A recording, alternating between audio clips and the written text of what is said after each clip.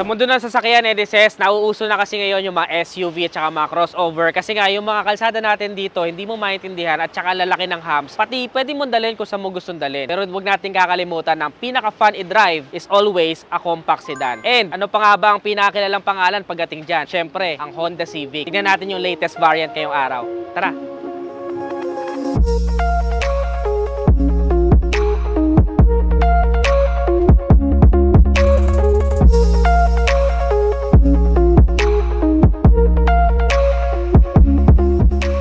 Nung nilabas natin itong 10th gen na Honda Civic, sobrang dami naging fanboys nito kasi nga sobrang futuristic and street looking yung itsura niya. Pero yung iba naman medyo na OA yan kasi nga para daw masyado ng pang-alien at pupunta sa Pluto yung itsura niya. Kaya naman, naging controversial nung nilabas natin itong 11th gen na Honda Civic kasi nga parang retired F-boy na daw yung looking niya. Pero yun nga talaga yung case o may nami-miss out lang tayo na piece of the puzzle. Tingnan natin ang malapitan. Kung makikita nyo sa design niya, Nerices, dito sa unahan, from being a street look, ngayon more on the executive look na siya. Para na siya nalalapit dun sa Honda Accord. Before kasi yung Honda Accord parang executive looking na inihahati na sasakyan ng Honda. Ngayon, yung Honda Civic ay meron ng disenyo na napaka-executive looking. At itong klase ng design na to, Netizens, sa maniwala kayo at sa hindi, this will age well. Napaka-timeless nito. Yun nga yung binabayaran natin sa Civic, diba? Kaya hanggang ngayon, may buhay pa na 20 years old Civic at higit pa, napakadaming enthusiast. Kasi nga, ang gusto natin, yung something na hindi siya mapag-iiwanan ng panahon, hindi ka agad-agad malalaos yung itsura. At ito, yung 11th gen na Honda Civic. This one, sigurado tatagal to ng mahabang panahon at hindi ka mananawa sa itsura nito. Yung iba sabi dito sa front looks na to, parang may pagka-beluga whale daw yung datingan niya. Yung whale na may bukol dito, yun yung pinagkakatuwaan nila dito sa side na to. But after seeing this for a few reviews, nakakasanayan ko na at actually na-appreciate ko siya sobra. Dito sa front grills, makikita natin that before, yung Honda badge niya nasa gitna lagi ng grills. Ngayon, medyo nakaangat na ng konti. So, medyo nag-deviate sila sa pangkaraniwang norms nila pagdating sa mga Honda badge. Tapos yung RS niya na andito sa left side. Yan, medyo nakaangat dito ng konti. We also have grills here at dito naman ay may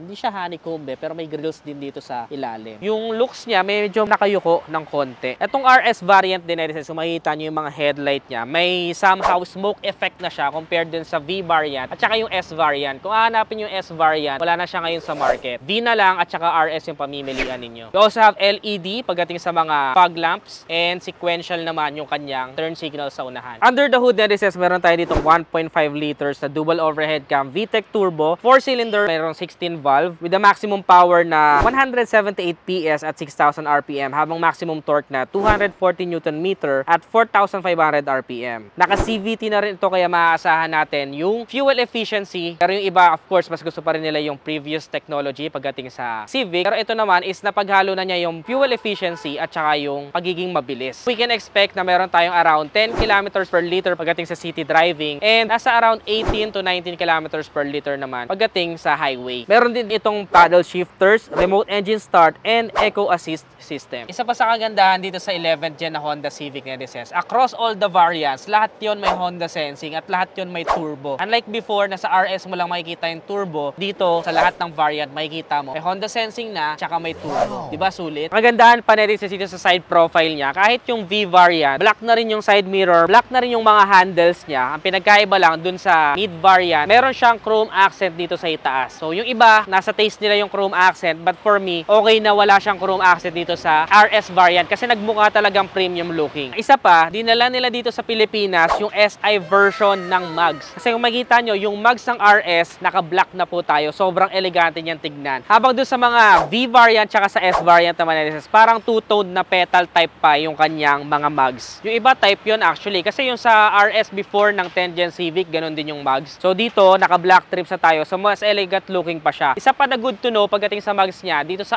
RS, 18 inches yung mugs niya. Sa V, 17. Tapos sa S, 16. So palaki ng palaki, depende sa variant. Pero sabi nila, yung pinaka-fun i-drive ito ngang sa 18 kasi nga, manipis yun eh. Yung talaga yung mapormahan na minomodify natin pagdating sa mga sedan category. Especially this one na compact sedan. At ano napansin ko rin dito, Nerices, mas malapad na yung design niya. Kasi nga, nauuso na sa atin yung mga malalaking sasakyan, di ba? So, for this one, kahit na compact sedan siya, napakalapad na rin niyang tignan. Kung mapapansin nyo din dito sa 11th gen na Civic ni Reses, medyo umusod yung A-pillar niya ng few inches. Kaya, mas humaba yung hood na part niya. Tapos, pagdating naman dito sa may C-pillar, nakikita natin na meron siyang shape na napakaganda tignan dito para mas lumiit or mas kumipot dito sa part na to. Kaya, mas nagmukhang sporty looking dito sa side profile. For me, isa ito sa best profile niya or pinakamagandang tignan pagdating sa 11th gen Civic, yung side profile. Pumunta naman tayo dito sa likurang bahagi ni Reses. Isa to sa mga medyo naging controversial kasi sobrang daming fan nung parang crab na C-shape na tail light nung 10th gen na Civic at sobrang lakas ng dating noon. Pagdating naman dito sa part na to, medyo mas naging simple siya. Actually, may kamukha nga daw siya tail light doon sa iba pang brands ng sasakyan. Ano kaya yun sa palagay nyo? Hulaan nyo nga sa comment section. Pero ang maganda dito ni Reses kapag pinailaw mo na siya. Yan, doon mo makikita at ma-appreciate yung essence ng kanyang tail light. Do, yun nga, nawala yung pagiging medyo street looks niya, pero napaka-executive looking naman niya. Maging dito sa backside. We have silver Honda badge here. Siyempre, kapag naging red yan, Type R yun. Abangan ninyo kapag lumabas na yung Type R dito. Kung gusto nyo mapanood yun, comment nyo sa ibaba. And meron tayong rear spoiler dito na kulay black. Pagdating dito sa V na walang spoiler, siguro ang option mo doon is magpapakabit ka ng mga aftermarket if available na dito sa atin sa Pilipinas. Which I know marami naman tayong pwedeng paglaruan na mga modification. Pagdating lalo sa Honda Civic, kahit yung mga previous generation, di ba, sobrang sarap bihisan. At saka, meron din siya ditong black part dito sa may pinaka-exhaust niya na wala dun sa mga V variant. Sa RS variant niya, this is, makikita nyo, naka-twin pipes tayo or twin exhaust at meron siyang exhaust pipe finisher na black din na wala naman dun sa V variant. Sa emblem naman, meron tayo dito nakasulat na Civic and then RS dun sa kanan na side, habang V Turbo naman yung nakasulat dun sa V variant. Of course, meron din tayo ditong rear camera na makikita. Doon kasi sa V variant niya, this is, wala siyang pindutan dito. Nasa remote lang yung pinaka-pindutan niya. So this one, meron siyang option. Kung makikita nyo, sobrang smooth ng pagkakabukas niya. And then for this one, meron din tayong subwoofer. Ayun, no? Diba? Kahit mag-chilling ka sa labas, maririnig mo yung tugtog dito. Sobrang astig niyang isang yan. Pagdating naman sa space dito, Netizens, meron tayo ditong liters ng space. Very decent na rin siya for a compact sedan. At meron din siyang dalawang hilaan dito na pag hinila mo, tataob yung upuan sa loob. Kaya magkakaroon ka pa ng mas malaking space. Actually, kasya nga ako dito sa loob.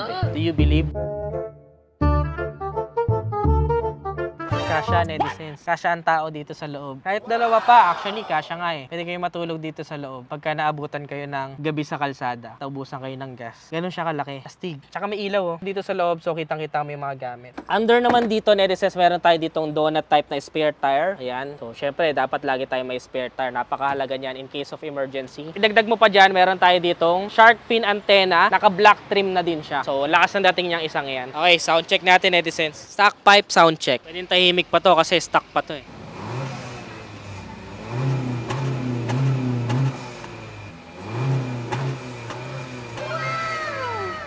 Actually, doon ko pa nga naririnig sa unahan eh. Ganda ng tunog ng engine. Siguro pag pinalitan to ng aftermarket exhaust pipe, sobrang solid na ito. So, pag-usapan naman natin yung interior, Netizens. Pagdating dito sa passenger seat or sa second row, makikita natin yung kanyang material pagdating sa seat is halong leather at saka fabric. So, this one will keep you intact in place or mananatili ka sa position mo kasi hindi madulas tong part na to. Kaya goods yan, pati dito sa gitna. It's very relaxing pagdating sa seating position. So, makakatulog ako dito. This is a seating position na alam kong magiging komportable ako kahit mahaba yung biyahe. Idagdag mo pa dyan na meron tayo ditong armrest. Ayan. Yung armrest niya sagad, no? Hanggang sa upuan. And meron din cup holders na medyo maliit lang. Sa mga pintuan naman niya, may cup holders pero medyo nakaslant. So, pili lang yung mga bottle na pwede nating ilagay dito. And meron din siyang parang carbon-like material sa magkabilang side na kapag kinutkot mo, yan textured siya. Also, meron din tayo ditong switch para sa bintana. May pagka-aluminum and sobrang good looking for me netong kanyang bukasan ng pinto dito. Surrounded ito by 12 Bose speakers. So, naka-Bose speaker na nga tayo dito, Netizens. Kaya, maasahan nyo talaga na sobrang sarap mag-sound trip dito. Wala tayong ambient lights dito pero may piano black plastic dito sa part na to. And then, hard touch plastics na rin dito sa mga to. On the durable side naman. Meron din tayo dito parang hydraulic na handles sa mga itaas niya. 4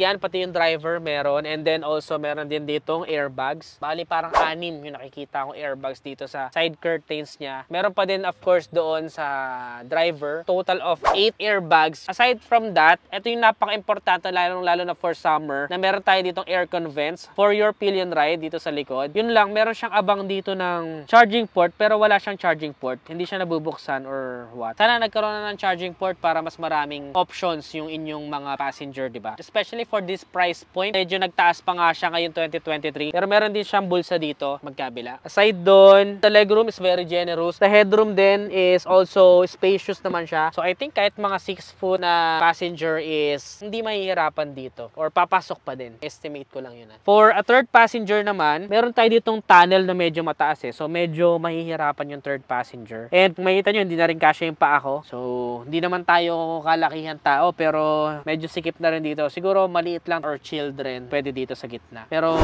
for this one, especially mababa yung ground clearance nito, I highly recommend siguro 4 passengers and maximum para ma-maximize nyo yung driving experience sa sasakyan na to. So, punta tayo doon sa unahan. For this one naman, I think ito talaga yung bentahe ng Honda Civic. Mas bias siya pagdating sa driver side. Kasi sa upuan pa lang, itong sa driver, electronic yung adjustment ng seats. Ayan, okay.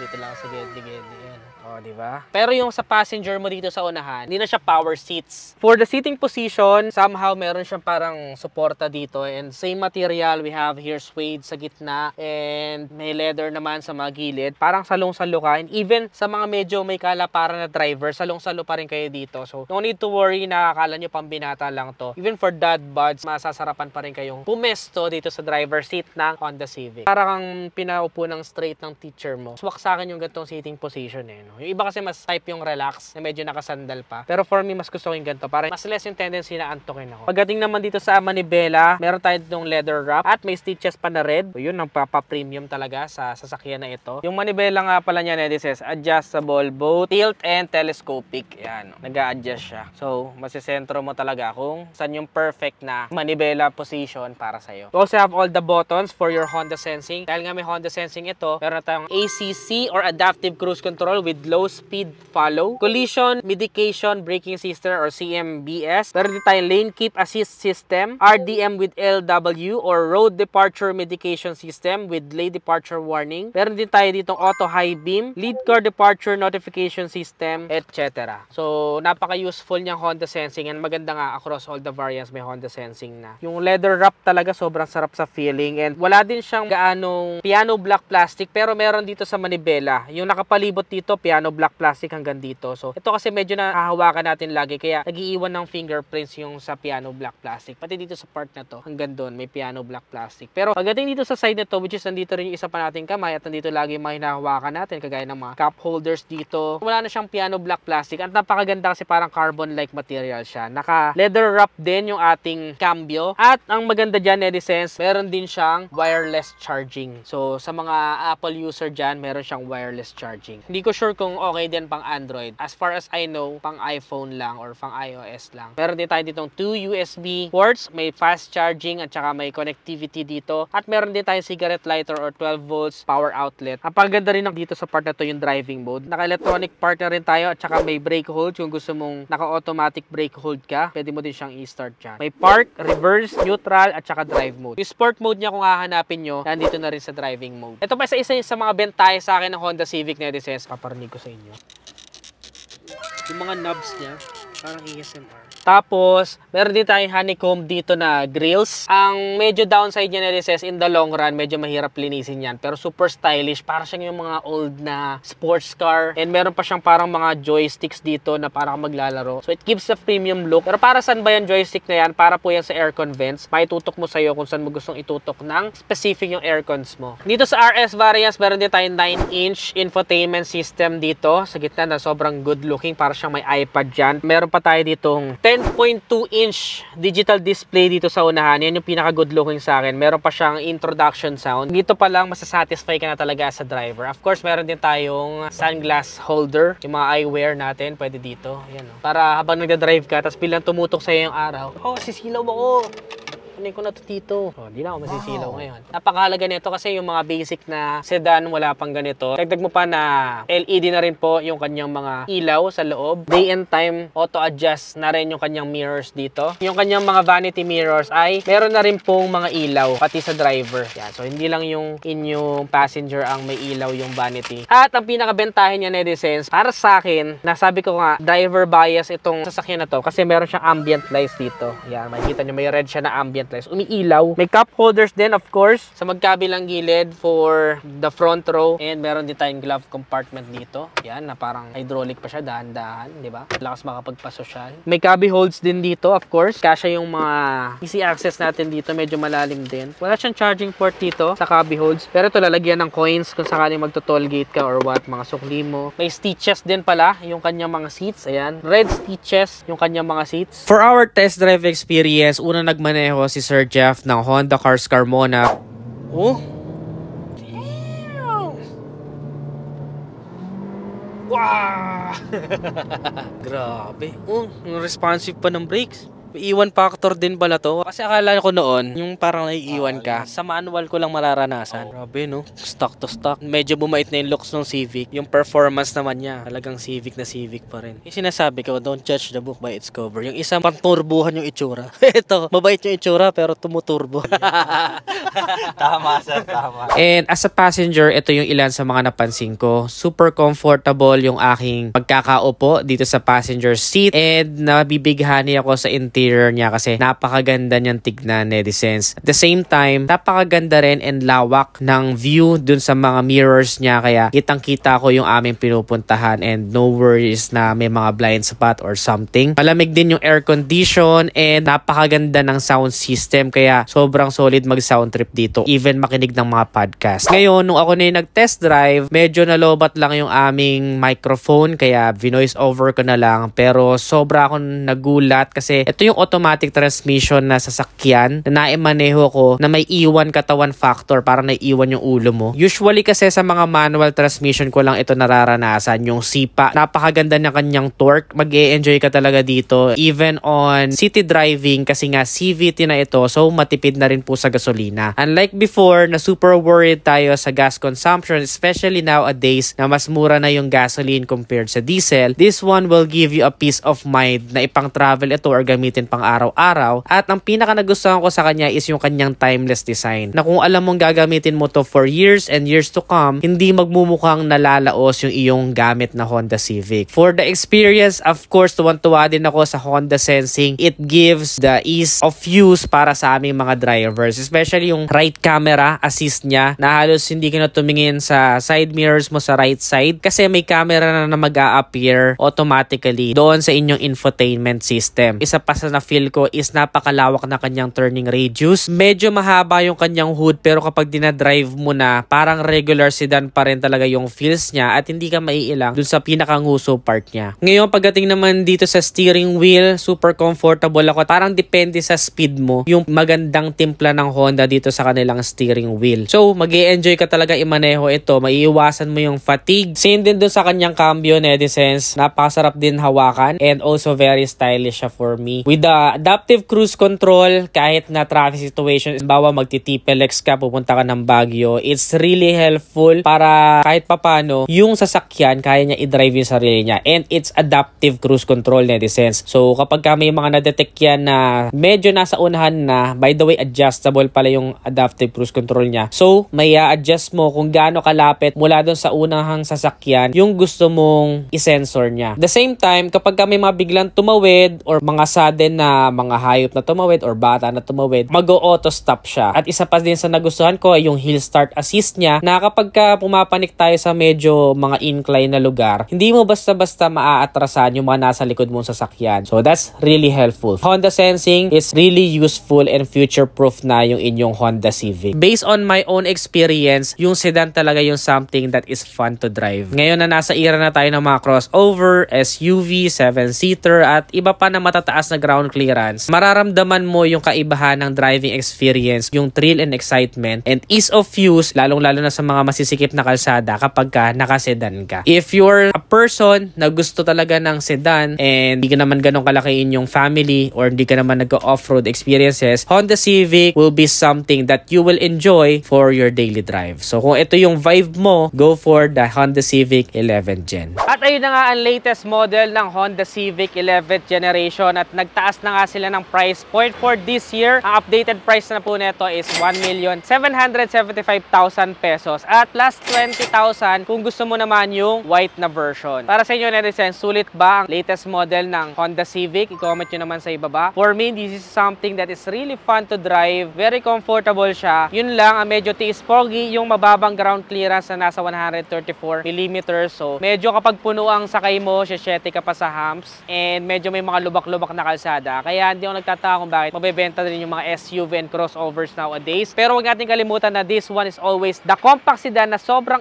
fun i-drive. Gusto mong buhayin yung inner youth spirit sa loob-loob mo. This one will be the best that I can recommend. Hindi lang sa mga youngsters, pati sa mga young at heart. So, para sa inyo netizens, sulit ba siya? Ano pa ibang mga sasakyan ang gusto nyong i-review natin next vlog? Comment nyo lang sa ibaba. By the way, pwede nyo nga palang kontakin si Brian Sanchez. Ayun guys, invite ko po kayo dito sa Honda Cars Carmona. Baka gusto nyo po i-test drive yung mga units namin dito. Tulungan ko po kayong makuha yung dream car nyo. For inquiries, pwede nyo po akong kontakin sa number ko na to, 0917-122-1028. Sa email ko po, sanchezbrianjoshua@gmail.com. Thank you po, brother. Thank you, bro. Kung nagustuhan mo to, don't forget to give this video a thumbs up, subscribe. Again, this is Ned Adriano. Always keep it cool and ride safe always.